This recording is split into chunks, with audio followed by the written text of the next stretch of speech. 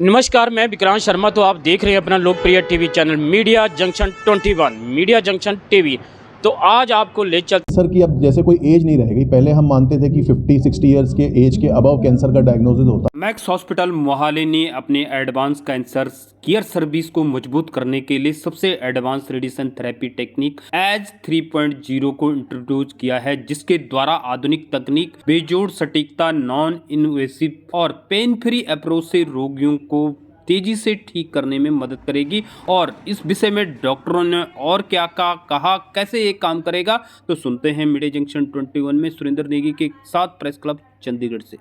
Director radiation oncology max super speciality Mohali. हम आज यहाँ पे इकट्ठे हुए हैं एक लैंडमार्क रीजन की वजह से, जो कि मैक्स हेल्थ केयर ने एक नई टेक्नोलॉजी इंट्रोड्यूस की है इस रीजन में, जिसका नाम है एज 3.0 लीनियर एक्सेलरेटर, जो रेडिएशन को डिलीवर करने के लिए यूज़ की जाती है। इस मशीन से pin point accuracy, high speed मतलब ट्रीटमेंट का जल्दी ख़त्म होना, और कुछ इस तरह की हाई डोजेस या स्पेशल टेक्निक जो जटिल टेक्निक होती हैं लाइक रेडियो सर्जरी या SBRT को हम ट्रीटमेंट को कर सकते हैं। इस मशीन से पेशेंट का कंफर्ट, कन्वीनियंस और अल्टीमेटली कॉस्ट पे काफ़ी असर पड़ता है, जो उनके लिए काफ़ी लाभ पहुंचाता है। जल्दी ट्रीटमेंट ख़त्म हो जाने की वजह से उनका रहने का, आने जाने का खर्चा कम होता है। साइड इफ़ेक्ट्स कम होने की वजह से वो जल्दी अपनी फैमिली, अपनी वर्किंग जो उनका प्रोफेशनल इंगेजमेंट्स है उसमें वापस चले जाते हैं, और अपने वर्क से छुट्टी भी उनकी कम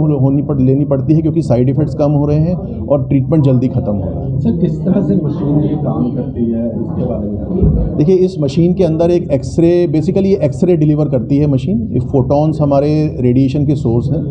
एक्सरे ट्यूब इस मशीन के अंदर लगी हुई है। चलती ये मशीन हमारे इलेक्ट्रिसिटी से ही है। इसके अंदर से एक्सरे और इलेक्ट्रॉन्स जनरेट होते हैं। इलेक्ट्रॉन्स का ट्रीटमेंट हम सुपरफिशियल ट्यूमर्स के लिए यूज़ करते हैं, और एक्सरेज का ट्रीटमेंट हम superficial as well as deep seated tumours के लिए यूज़ करते हैं। पेशेंट को जब हम टेबल पे पोजीशन करते हैं, उसके बाद ये मशीन अलग अलग एंगल्स पे या आर्क फॉर्म में, सर्कुलर फॉर्म में रोटेट करके अपना ट्रीटमेंट डिलीवर करती है। आमतौर पे इस ट्रीटमेंट में 10 से 15 मिनट लगते हैं, और अंदर कैमरा लगा होता है, पेशेंट को हम देख रहे होते हैं। एक बार ट्रीटमेंट ख़त्म हो गया, पेशेंट घर चले जाते हैं। आमतौर पे रेडिएशन का ट्रीटमेंट हफ्ते में 5 दिन, और इस तरह करके जितना भी 5 से 6-7 हफ्ते का ट्रीटमेंट है डिलीवर होता है। बट जो ये रेडियो सर्जरी ट्रीटमेंट है, SRS या SBRT, इनका 1 से 5 दिन में हम ट्रीटमेंट डिलीवर करते हैं। कैंसर की अब जैसे कोई एज नहीं रह गई। पहले हम मानते थे कि 50-60 इयर्स के एज के अबव कैंसर का डायग्नोसिस होता है, बट अब अनफॉर्चुनेटली यंग जनरेशन में काफ़ी ये कैंसर हो रहा है। ब्रेस्ट कैंसर हम 20-25 इयर्स की एज में भी देख रहे हैं। इंटेस्टाइन का कैंसर भी आजकल हम 18-19 साल के बच्चे भी देखते हैं जिनको ये इंटेस्टाइन का कैंसर डेवलप होता है। तो कैंसर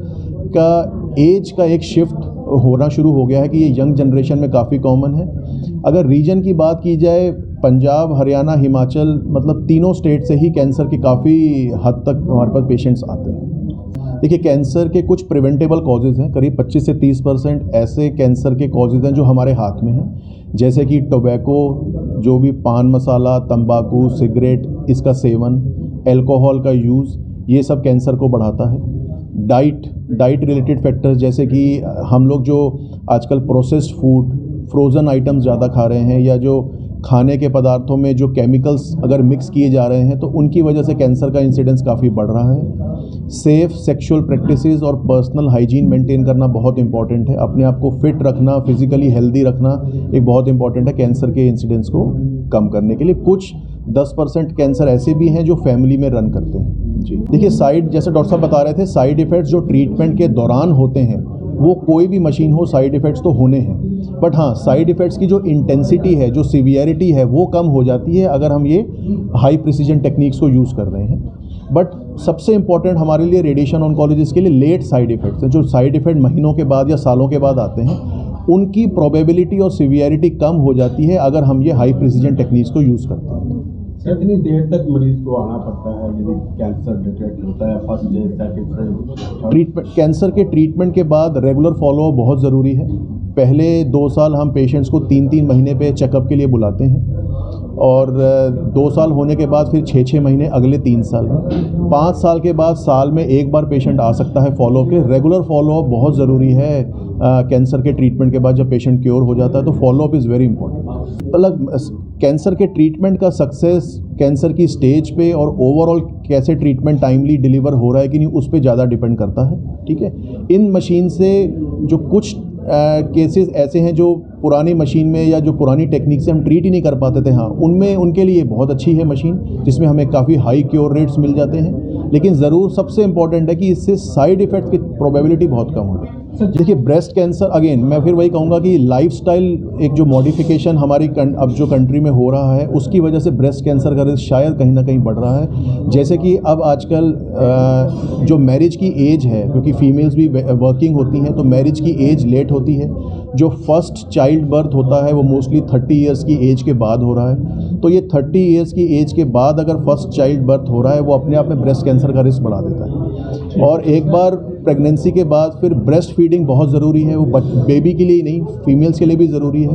अगर हम females mothers breast feeding baby को नहीं करा रहे तो भी ब्रेस्ट कैंसर का रिस्क बढ़ जाता है। ओबेसिटी, वेट बढ़ना, अल्कोहल यूज़, ये भी कहीं ना कहीं ब्रेस्ट कैंसर के रिस्क को बढ़ा रहा है। देखिए हाँ, हेल्दी लाइफस्टाइल और जो early warning sign and symptom हमने बताए थे उसका तो सब किसी को ध्यान रखना है। 40 साल की उम्र के बाद फीमेल्स में मेमोग्राम एक्सरे, जो ब्रेस्ट का एक्सरे होता है वो करना बहुत ज़रूरी है। ठीक है, ब्रेस्ट सेल्फ एग्जामिनेशन तो हर किसी लेडी को करना चाहिए, ऐसा नहीं कि 40 के बाद ही करना है। इवन एक बार 20-25 साल की उम्र के बाद हर महीने खुद ही कमरे में जब अकेले हों सेल्फ एग्जामिनेशन ब्रेस्ट का करना ही चाहिए, क्योंकि कई बार लेडीज़ हेसिटेट करती हैं डॉक्टर या हेल्थ केयर वर्कर के पास जाने पर, तो घर पे खुद भी एग्जामिन कर सकते हैं। मेमोग्राम के अलावा जो सर्वाइकल कैंसर, बच्चेदानी के मुंह के कैंसर के लिए पैप स्मीयर का टेस्ट है, ये गायनेकोलॉजिस्ट लेडी डॉक्टर से करवाना चाहिए। मेल्स में 55 ईयर्स की एज के बाद PSA टेस्ट है।